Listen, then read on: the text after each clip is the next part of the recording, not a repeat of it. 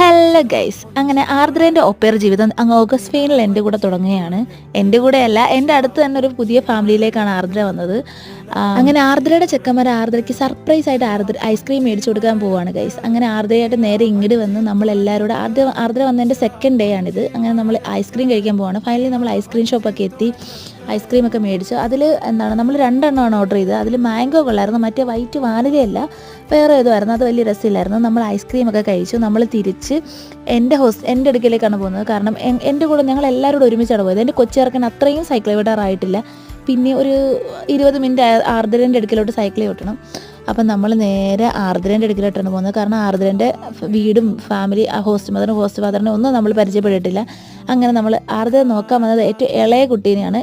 അപ്പോൾ നമ്മൾ എല്ലാവരെയും കാണാൻ വേണ്ടി അവിടെ പോയി. പിന്നെ അവിടെ എല്ലാവരുമായിട്ട് സംസാരിച്ച് കുറേ നേരം അവരുടെ കൂടെ നിന്ന് ഈവനിങ് ഒക്കെ വീഡിയോ ഗെയിമൊക്കെ കഴിഞ്ഞാണ് നമ്മൾ തിരിച്ചു പോയത്. അപ്പോൾ അത്രേ ഉള്ളൂ ഗൈസ്, ബൈ.